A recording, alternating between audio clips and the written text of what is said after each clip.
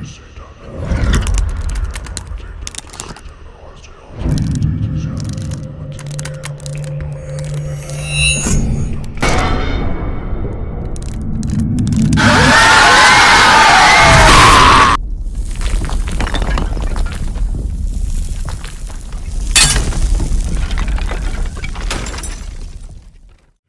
के अंदर कदम रखती हुई दिया सोचने लगी, शायद उसकी माँ सही कह रही थी। पर साफ दिख रहा था कि कब से वहां कोई नहीं रह रहा था। खन्ना अंकल, जो कि इस घर के मालिक थे और दिया के पापा के दोस्त थे, वो भी ज्यादातर विदेश में ही रहते थे अपनी आंटी के साथ। कभी उनका आना हो भी तो कस्बे में ही उनकी 2 कोठियां और भी थीं, वो वहां रुकते थे। दिया ने फर्स्ट फ्लोर के कमरे को चुना, जहां मम्मी की गाहे बगाहे बड़बड़ाने की आवाज कम सुनाई दे। उनका मूड खराब था कि वो घर होटल जैसा क्यों नहीं है। उसकी साफ सफाई भी करनी थी और खाना भी बनाना था, और फिलहाल वहां कोई नौकर भी नहीं था। मम्मी गुस्से से बड़बड़ा ही रही थी जब कॉल बेल की आवाज आई। अब लो, यहाँ कौन आ गया? हम तो अभी आए हैं, मम्मी बड़बड़ाई। दिया ने दरवाजा खोला। बाहर एक लगभग उस टैक्सी ड्राइवर की ही उम्र का लड़का था। उसके हाथ में एक थैला था। हाँ, दिया ने पूछा। मैं दीपक, यहीं पास वाली दुकान में काम करता हूँ। वो खन्ना साहब ने फोन कर दिया था तो ये सामान, उसने थैले की तरफ इशारा किया। दिया ने वो ले लिया। उस लड़के ने अपना नंबर भी दिया और अगर किसी सामान की जरूरत हो तो वो उसे फोन कर सकते हैं, वो दे जाएगा। वो चला गया। दिया ने देखा कि वो कुछ अंडे, दूध और ब्रेड के पैकेट्स और मिलते जुलते ही कुछ सामान दे गया था जो तुरंत फुरंत उनके काम आने थे। सबने थोड़ा बहुत खाया पिया और सोने चले गए। मम्मी पापा ने ग्राउंड फ्लोर वाले मास्टर बेडरूम को चुना था। दिया अपने कमरे में बैठी मोबाइल को घूर रही थी। वो कॉन्टैक्ट लिस्ट में जाकर विनय का नंबर घूर रही थी, जैसे देखने भर से उसे कॉल लग जाएगी। विनय ने अब उसे फोन करना बंद कर दिया था। ऐसा नहीं था कि वो उससे बात नहीं करना चाहता था, पर उसे लगता था शायद दिया को ये पसंद न था। पर अब दिया उसे मिस कर रही थी। उसने फोन साइड टेबल पर रखा और एक बेचैन सी नींद सो गई। कोई दरवाजा खटखटा रहा था। रात के 2 बज रहे थे। दिया सोते हुए कसमसाई, पापा, कौन आ गया? किसी ने फिर से दरवाजा खटखटाया। दिया उठकर बैठ गई और उसे याद आया कि वो तो दूसरे शहर में थी। अभी कुछ ही घंटे पहले ही तो यहाँ आई है। फिर इतनी रात गए कौन आ गया? फिर से दीपक आ गया क्या? उसने टाइम देखा, 2 बज रहे थे। इस वक्त कौन खटखटा रहा है? और मम्मी पापा की नींद क्यों नहीं खुल रही? शायद खन्ना अंकल का कोई परिचित होगा। हाँ, ऐसा ही होगा। दिया ने आधी नींद में दरवाजा खोला और धमक कर खड़े हो गई। बाहर का नजारा होश उड़ा देने वाला था। जहां घर का लॉन होना चाहिए था, वहां वही स्टेशन और प्लेटफॉर्म था। वो घबरा कर पलटी, पर ये क्या? वो घर के दरवाजे पर नहीं बल्कि एक ट्रेन के गेट पर खड़ी थी। घबरा के ट्रेन से वो प्लेटफॉर्म पर कूद गई। उसने चारों तरफ नजर दौड़ाई। वही वीरान स्टेशन, ये क्या हो रहा था? उसने चारों तरफ देखा। अजीब सा एहसास था, न ठंड न गर्मी। भोर हो रही थी या दिन डूब रहा था, क्योंकि न वहां अंधेरा था न ही रोशनी। अजीब सा सूनापन था, पर ऐसा लग रहा था कि वो स्टेशन उसी का इंतजार कर रहा हो। जैसे कुछ काम था उसका वहां जो वो भूल गई थी। वो अनिश्चित सी उस प्लेटफॉर्म पर चलने लगी और सूनी पटरियों को घूरती रही। और तभी, मैंने मना किया था ना यहाँ आने को, एक भयानक कर्कश आवाज आई। वो हड़बड़ाकर पलटी तो देखा वही टैक्सी ड्राइवर था। मैं नहीं, वो दरवाजा, वो हकलाने लगी। वो उसे गुस्से से घूरे जा रहा था, पर देखते देखते अचानक उसके शरीर से लपटें उठने लगी। नीली लपटें, जैसे आग नहीं पानी की बनी हो। वो जलने लगा और काले धुएं में बदलकर गायब हो गया। दिया ने डर के मारे अपना चेहरा ढक लिया। तभी उसे किसी के चलने की आवाजें आईं। उसने धीरे से हाथ हटाकर देखा, लाल साड़ी में एक औरत चली जा रही थी। उसका चेहरा घूंघट में ढका हुआ था। वो दिया के सामने से गुजर गई जैसे उसने देखा ही नहीं। दिया उसके पीछे पीछे चलने लगी। सुनिए, हेलो, आप कौन? तभी दिया जोर से चीख मार के उठ बैठी। वो अपने कमरे में ही थी। ओह, तो ये सपना था, अजीब और भयानक। शायद सफर की वजह से उसे शांत होने में थोड़ा समय लगा। फिर वो दोबारा सो गई। सुबह तक वो ये सपना भूल चुकी थी। अब इतनी सुबह कहाँ चल दी? मम्मी ने आवाज लगाई।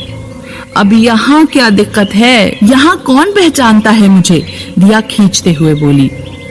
अब जाने दो ना, घर ही में बंद रहना था तो हम यहाँ आए ही क्यों? पापा ने अधीरता से कहा। मम्मी चुप हो गई। दिया बाहर आ गई। अभी भी मौसम में धुंध और ठंड थी। वो एक हिल स्टेशन था और मौसम भी ठंड का ही था।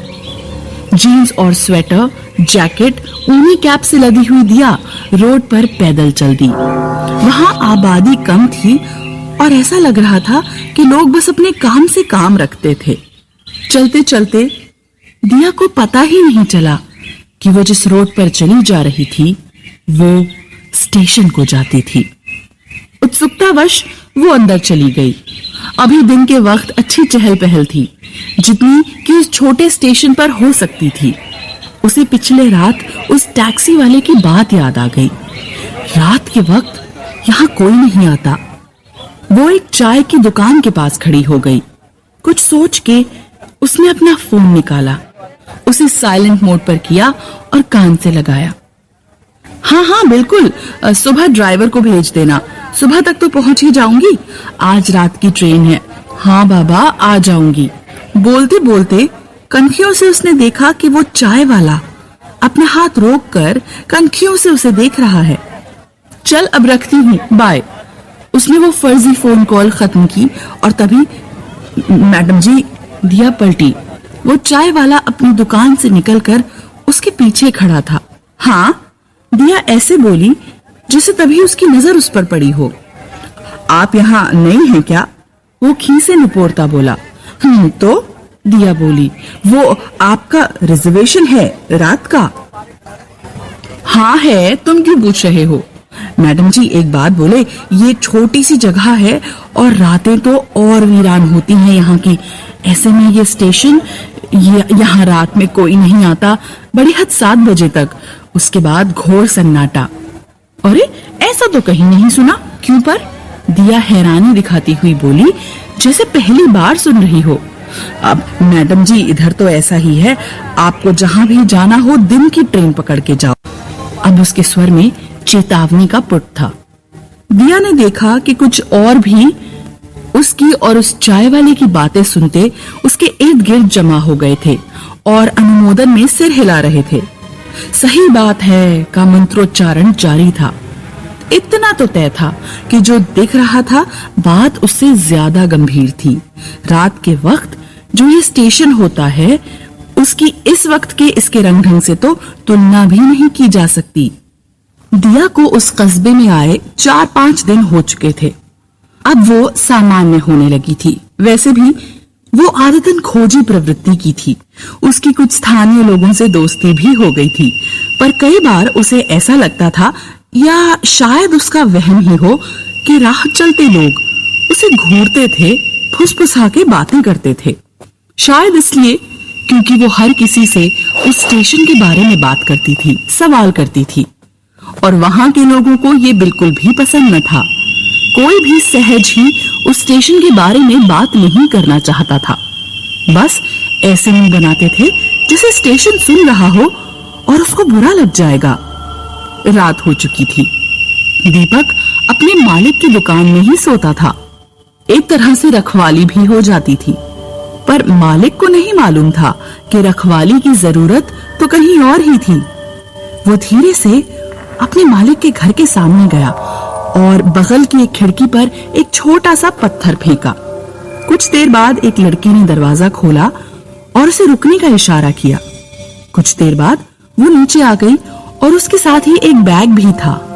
वो उसके मालिक की बेटी थी और आज रात वो दोनों भागने वाले थे। सुन, बस अड्डे चलते हैं, मुझे उस मनहूस स्टेशन पर नहीं जाना, दिव्या बोली, जो उस लड़की का नाम था। डर गई क्या? दीपक बोला। हाँ और क्या, जाने कौन प्रेत मंडराता है वहाँ। लोग बातें करते हैं ना। अरे हाँकते हैं सब। कुछ दिन पहले जानवरों की खाल के तस्कर भी पकड़ाए थे वहाँ। उन जैसे लोगों की हरकत होगी, दीपक लापरवाही से बोला। अरे पर दिव्या, हम पकड़ा सकते हैं बस अड्डे पर, स्टेशन चलना, वहाँ कोई नहीं आता, दीपक बोला। अरे पर वो भूतिया। अरे कोई भूत नहीं रखा वहाँ। पिछले हफ्ते ही खन्ना साहब के मेहमान आए, वो भी रात में, उनको तो कुछ न हुआ। अब चल भी। दिव्या एक लंबे समय तक हॉस्टल में थी और दीपक भी नया नया उस कस्बे में अपने मामा के पास काम करने आया था। दोनों ने ही उस स्टेशन के आतंक को हवा में उड़ा दिया था। वो स्टेशन जा रहे थे, जो भी गाड़ी मिल जाए उस पर सवार होने के लिए। देखा, कुछ भी नहीं, यहाँ कोई भूत नहीं, बेकार ही हल्ला मचा रखा था, एक बेंच पर बैठता दीपक बोला। बोल तो तू सही रहा है, सच में ही कोई न यहाँ। दीपक चारों ओर देखकर, सच में ही कोई नहीं यहाँ। दिव्या चारों ओर देखती रहस्यमय आवाज में बोली, अरे डरपोक हैं सब, बस अब जो पहली ट्रेन मिले वो पकड़ लेंगे। वो इंतजार करते रहे। 12 बज गया। दीपक बेंच पे बैठा ऊँघ गया था। दीपक, ए दीपक, उठ, देख, यहाँ तो भीड़ इकट्ठी हो रही है। अरे उठना, पकड़े जाएंगे नहीं तो, दिव्या दहशत से बोली। दीपक ने आंखें मिलते हुए जम्हाई ली। अरे हाँ, इतने लोग कहाँ से आ गए, छिप जा। वो दिव्या को लेकर कार्टन के बक्सों के पीछे छिप गया। अब प्लेटफॉर्म पर अजीब से साए मंडरा रहे थे। यंत्र चलित से वो यहाँ वहां घूम रहे थे। न वो बातें कर रहे थे, ना ही उसके चलने की आवाजें आ रही थी, और अचानक ही माहौल में ठंड भी बढ़ गई थी। अजीब से लोग हैं, क्या ढूंढ रहे हैं, दिव्या फुसफुसाई। क्या पता, अरे लगता है कोई ट्रेन आ रही है, चल उठ। अरे पर ये लोग, तू दुपट्टे से चेहरा ढक ले, अब ट्रेन तो नहीं छोड़ सकते ना, चल आ अब। एक पुराने जमाने की भाप उड़ाती लाल रंग की दैत्याकार ट्रेन आकर प्लेटफॉर्म पर रुक गई। दीपक, देखना कितनी डरावनी ट्रेन है, मुझे नहीं जाना। अरे तू पागल है क्या, ये तो। तभी दिव्या जोर से चीखी। प्लेटफॉर्म पे मंडराते कुछ लोग अब उनके ठीक सामने खड़े थे और अपनी सूनी आंखों से उन्हें घूर रहे थे। सूनी, सफेद, मटमैली सी आंखें। वो लोग जले हुए थे, काले घूसर से, वो मुर्दे थे। और तभी दहशत की एक और लहर के साथ दीपक ने देखा कि उस ट्रेन से भी वैसे ही जले हुए मुर्दे उतर रहे थे। अब सबने मिलकर उन दोनों के चारों तरफ एक घेरा सा बना लिया था। घेरे के अंदर खड़े वो दोनों थर थर कांप रहे थे, जिसका उस समय की ठंड से कोई लेना देना न था। वो घेरा सिकुड़ता गया, वो मुर्दे पास आते रहे। अचानक वातावरण में रोशनी और गर्माहट फैल गई। उसके साथ ही फैल गई दीपक और दिव्या की चीखें। वो जल रहे थे, साथ जीने मरने की कस्में खाई थी, कुछ हद तक पूरी भी हुई। तो इसलिए लोग इस स्टेशन पर रात में नहीं आते थे।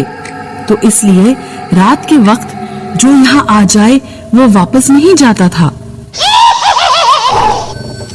ये दीपक तो फोन ही नहीं उठा रहा, नंबर क्यों दिया फिर? सुबह सुबह मम्मी का कोसना जारी था। होगा कहीं, क्या हुआ? टीवी का रिमोट हाथ में झुलाते पापा बोले, अरे सामान मंगाना था, तुमसे तो कुछ बोलना बेकार है। ओफो, अब शुरू मत हो जाओ सुबह सुबह, मैं ले आती हूँ। दिया बाहर निकल गई। दुकान बंद थी। वो उस कस्बे का सबसे बड़ा ग्रोसरी स्टोर था जो बंद था। क्यों? बहुत बुरा हुआ बेटा, एक बूढ़े सब्जी वाले ने दिया को बताया, जो उसी दुकान के दूसरी तरफ ठेला लगाता था। क्या हुआ? दिया ने पूछा। अरे किस पे भरोसा करें आजकल, लड़का था, अनाथ था, सोचकर सेठ जी ने काम पर रखा, पर उन्हीं की बेटी से प्यार मोहब्बत शुरू किया तो किया, जान देने की क्या जरूरत थी?